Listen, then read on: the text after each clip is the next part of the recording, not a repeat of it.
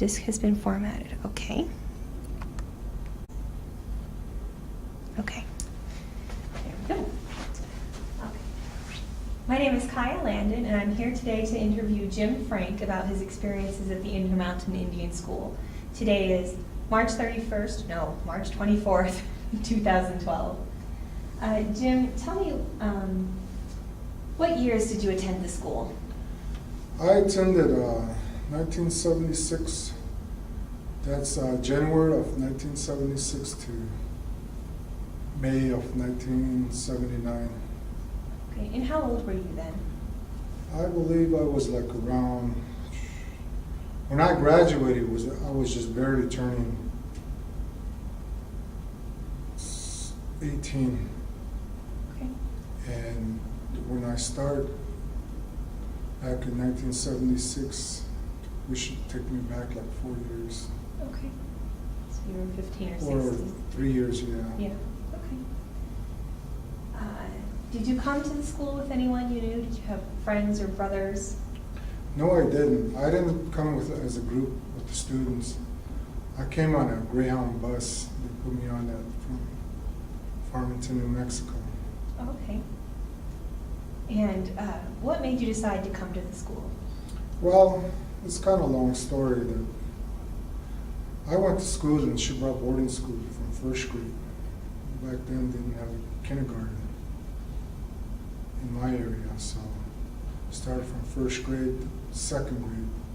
And then third and fourth grade, I went to Tisnasmas, Arizona, which is just about like 30 miles out of my hometown, Shibra, New Mexico.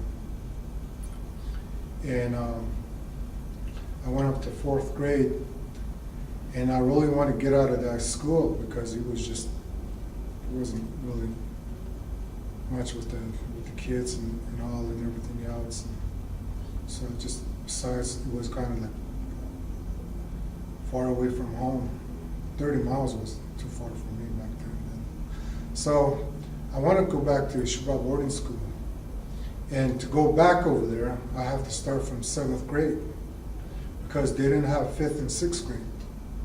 They kind of changed it around after going back over there after 2 years. So what I did is I skipped 5th and 6th grade that following year.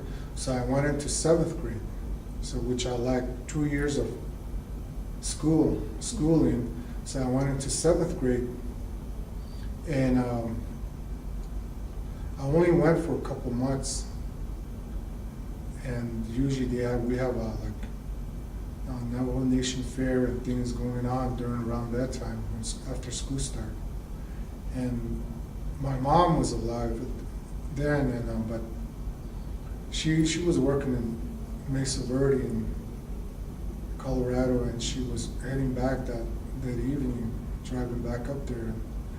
She left kind of late with one of my cousins. She was working up there too, my cousin. And they were heading back like after midnight, driving back up, and she got in a car accident. And she died. So from there, it was just kind of like a downhill for me. I didn't go back to school. 7th, didn't finish it. I only went a couple months. 8th grade, I didn't go. In which during that 7th grade, the summer, when the 7th, that year, that was 1972. And 1973, which I should have been in 7th, the end of my 7th grade. But I kind of like pretend that I was one of the students that I finished my 7th grade. And they had a program where student works. They have, I forgot the name of it, but they work throughout the summer. So which they placed me to working for the road department for the BIA, and I was working there. And I stuck through it. During school started, I didn't go back. I was working for the BIA. For some reason, they didn't know I kept working. I worked for 1 year there. And you would have been 13 or so? Yes. Maybe this time? Mhm. They didn't have a problem with you They being 13? didn't have a problem with me or anything else, but I don't know about other people, but I worked through it. My eighth, should have been my 8th grade. And so that 1974, I quit that job and I was just hanging around. School started again, which I should have been in 9th grade. And that first part of the first semester of that 9th grade, which is like up to from August through December, I was just wandering around helping out my dad, and then I had my adopted mom, which she raised me. She lived like 20 miles out of town and further down towards Four Corners. And I used to go back and forth and help and everything, just kind of wander around. And I wanted to go back to school, but it's just like in the back of my mind, which, you know, and there's other things that I wanted to do, so kind of drifting around here and there. But somehow, one of my cousins, she was in school at the time, one at the college, I don't know which one, but she was working for the VIA also with some kids and not going to school, and she found out that I wasn't going to school.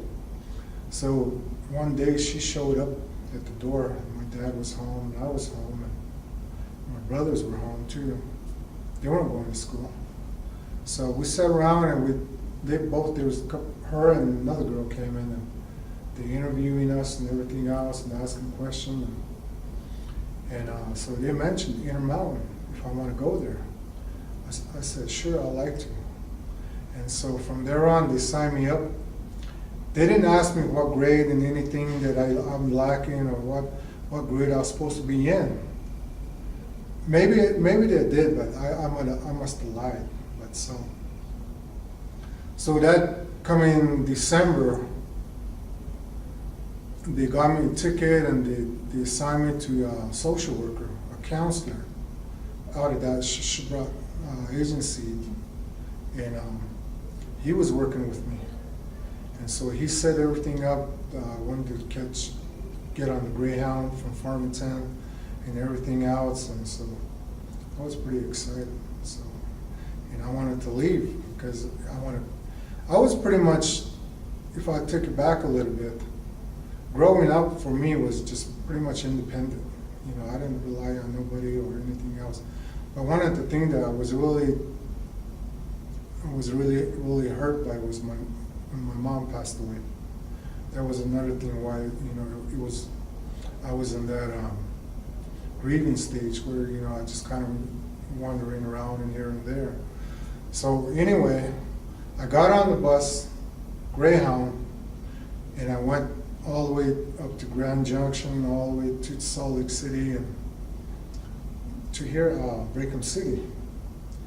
And I remember couple guys, I think they were counselors, some from the dorm, they picked me up and they took me in and to the dorm and everything else. I was, wow, you know, the buildings were, I mean, the campus was huge. And I never seen it, I was never been off the reservation. So I was pretty surprised, and, you know, it's a lot of students, different tribe and different nation, and I was so stunned. And so I kind of like working myself in, and so I started 9th grade from there. You skipped straight from 4th to 9th, Yes. basically. And I had a hard time, Yeah. but I worked my way through Yeah. all the way up to my graduation. And I had a hard time, you know, catching up and everything else, but I stuck it through. Yeah. Did they provide help for you to catch up, like tutoring? Yes, they did. They had, they kind of put me in like some special ed type, and, you know, where they teaches reading, math, and everything else. And I was wondering, all these other kids around me, you know, they're trying to learn everything. And I was thinking, what am I doing here? But you know, the more I learn, and then I just think back to myself, you know, why did I miss all those years at school? Yeah. And that's why I was in there. Yeah. But I picked up. Yeah. Yes. Good. Let's see what else. So, did you have cousins then at this school, or any friends or relatives that you knew when you arrived first? I didn't have no relative. I didn't know nobody the side of my family. Yeah. But I knew some people from back home, the kids that I kind of like see them here and there. Yeah. But back in first grade and second grade, there's like a couple guys that I went to school with. They were brothers. And that's where I kind of fit in with them, and they're showing me around and here and there, because that was their like, you know, they've been there for like from half a year already, from ninth grade, and so Yeah. they knew their way around. They showed me around and everything, and that was it. I didn't Kind have. of an in. Yes. What were the teachers like? The teachers were pretty good to me, and I never had problems with them. And you know, they were good. And the main problem I really had was my English, because my English teacher, she was pretty strict. She was Caucasian, and she had strict rules to graduate and to get her credit hour. And the main problem I had was reading a book and doing a story on it. And I tried to drift away from it because I was in sports. And at the same time, I was so lucky that they were having to meet somewhere else. And I used to tell her, you know, I got to go. I can't, you know, I have not much time because we're having another meet. Yeah. With another school, and she used to let me go. But along the way, I used to just grab a book and read and trying to catch up and everything. And yeah, but to the end, I was pretty good. And she told me just read a story, or if you don't want to write a story or anything, I might as well just get in front of the board and, you know, explain the book what I was reading. So that's what I did, and that's what put me through. Do you remember her name? I was talking to one of the staff from that year. I was talking to him, and I was explaining what was her name, and he told me I forgot what her name was. Okay. What was the physical environment of the school like? You already said it was really big by comparison. Yes. Back then, the building seams were pretty much intact, and everything was. We got grass where to lay around. We had some to walk around the building like a sidewalk, but it was like a road. Mm-hmm. So where people can exercise and walk around, and then there's like games to go to. A building where they have like pool table, everything, and then there's like swimming pool. Everything was good. I mean, what I need, what I always wanted to have, and you know, to be physically fit to do things, was here. Yeah. And everything was just perfectly what I wanted. And you know, in my mind, and that's what I was thinking. And so it was good. We had our own clinic, and sometime on weekends go to a movie, and it was awesome. It was good. What did you like about being at the school? What was the best thing? The best thing I liked about it was probably just like I mentioned, you know, spending time with my friends that I made friends throughout the years, and being there, and just hanging out with them, going to pool room, or either play foosball or just kind of more of like something that we can enjoy after school. Yeah. And so what did you dislike about the school? Anything? Not really. Can't think of anything else that I dislike. Maybe it's just like the people, it's the staff, some of the staff that, you know, the way they were treating students. And maybe that's probably the only thing. And how are they treating students? Just through verbally from people that, or either from our friends that they talk about them, that they've been mistreated, or either they come around and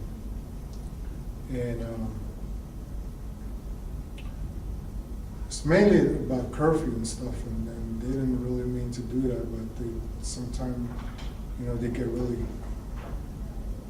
crucial with the students, and they took them to daycare. And they weren't even drinking. It's just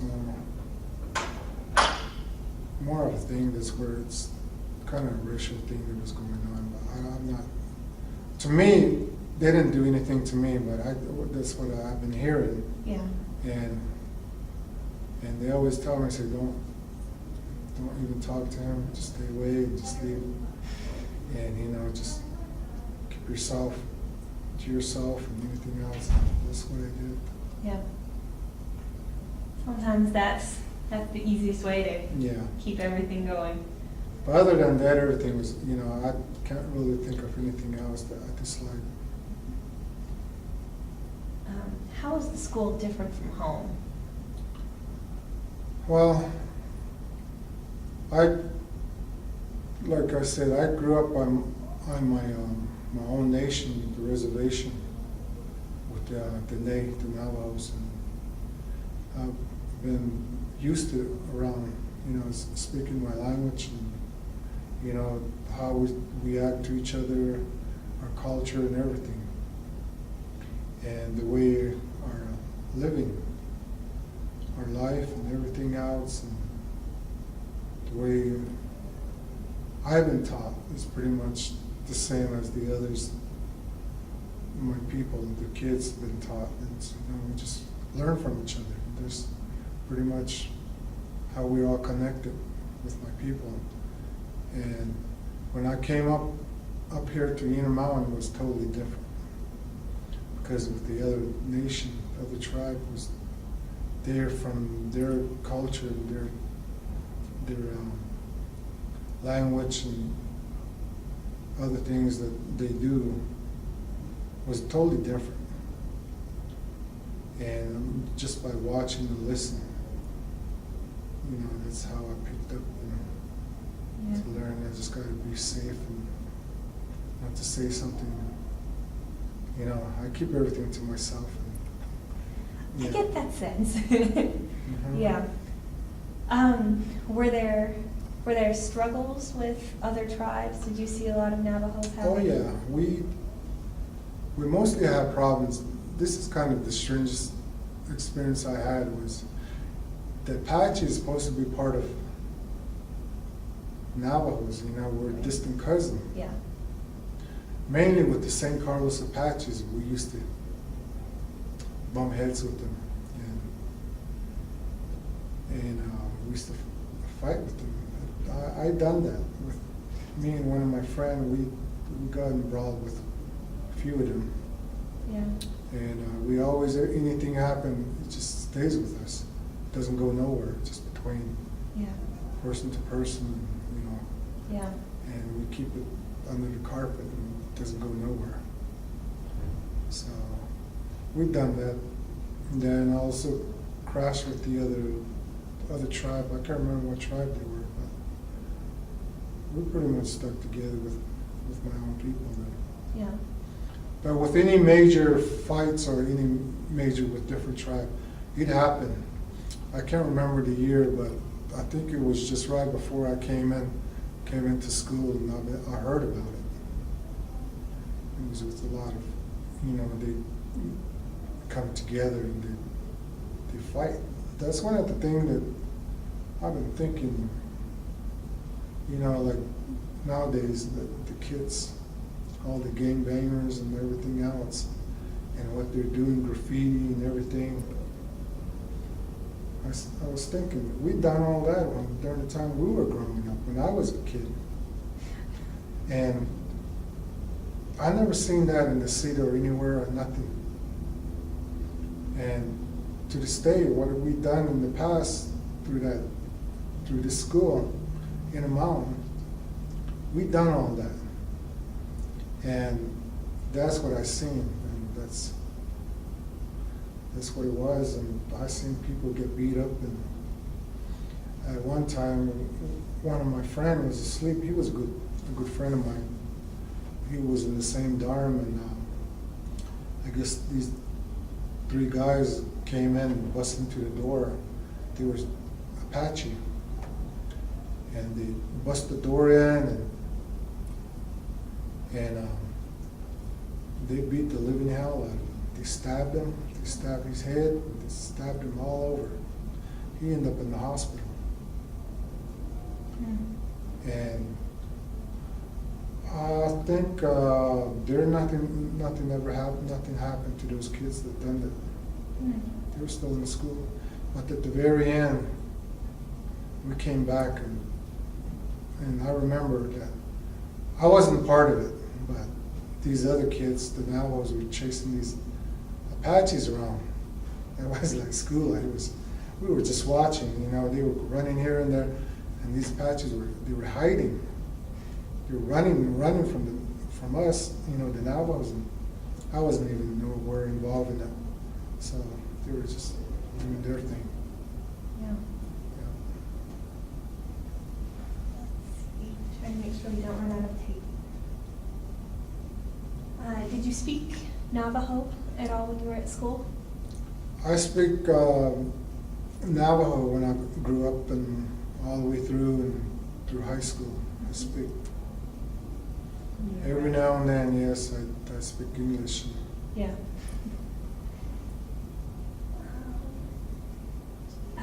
Do you think the school prepared you for your future?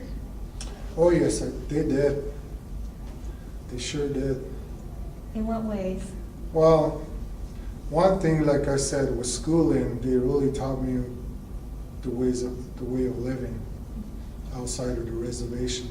To be integrated, to be more with the Americanized, and everything that's going on, pretty much in the world. There's other things when I was taking history.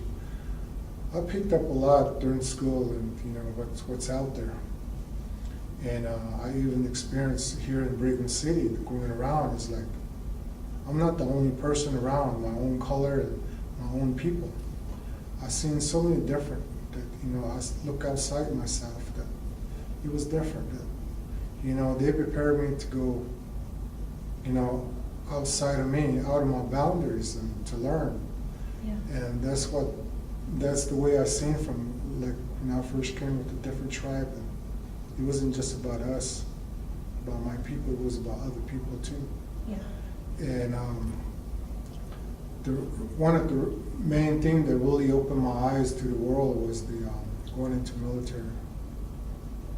And I still struggled when I got into the military, because I had like problems with the English and problem with the way people talk to each other. And a lot of times it was more kind of more teasing to me, but it was kind of like a racial thing that, because I'm a native, I'm an Indian. But I never really got defensive on that, but I picked up what they're saying, and their slang and everything else, and the way they talk, and listening to their music and everything. I fit right in. And that's one thing I always look back, I always open to other things, that I pretty much, independent raising up, and that's one of the things that, I learned, and I'm so proud of doing that. And that's what they really helped me from the school. Mm-hmm. And military was another thing that helped me out too. Yeah. I've heard that from a number of people. Seems like a lot of former students went Yeah. into the military. Mhm. Interesting. We don't have much time left, but before we do, is there anything else that really sticks out to you about your time at the school that you think would be interesting for posterity?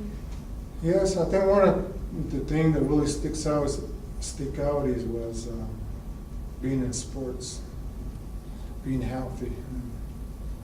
And when I first got here, I was cross country, wrestling, and track and field, and that's which really prepared me, to go out and to be ready for everything else.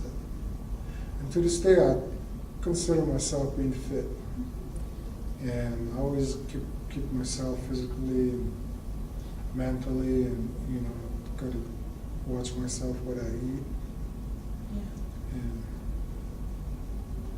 that's one of the things that I think just really stands out, and especially with school. There's another thing that I left out too, but the school. When I got out of the military, I want to go back to college. So I end up going to school in San Juan College in Farmington, New Mexico. I only lasted for a couple of months because I didn't have no place to stay, and it was a long distance from Chibok to there. It was like 35, 40 miles back and forth. Driving one way, it's about 80 miles back and forth. So, and then again, I moved up to Salt Lake City, and that's when I got into school, and I was working there at the same time too. And I went to college.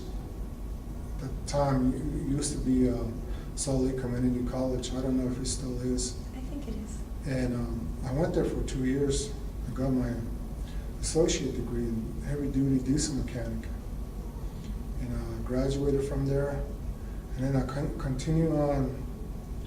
I transferred down to Northern Arizona University, Flagstaff, Arizona, and I went to school there for 4 years. I went into my major was forestry, and I went through all the classes, my credit hours and everything, my curriculum, and at the very last semester, I just stopped going because at the time I was in a relationship because my daughter was young, and her mom was going back to school.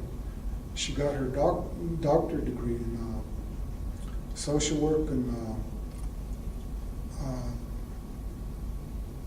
something else. She was taking some classes also. She was working there at the school in AU, but she got into school, her doctoral degree, and she got accepted into DU, University of Denver, Colorado. So that's one of the reasons why I stopped with my credit. I mean, I had half a semester to go to graduate, and I ended up moving with her up to Denver, Colorado, and ever since, I've still been there. I mean, but she moved on. She graduated with her doctorate, PhD, and everything, and she's on her own. And I ended up staying there. And to this day, I wish I could have just graduated. Yeah. But I don't know. It's about the school, how long they can keep your credits. If I ever wanted to go back and see if I can get my last semester to finish completely so I can get my degree. Yeah, it'd be worth calling them. Yeah. Find out what you could do.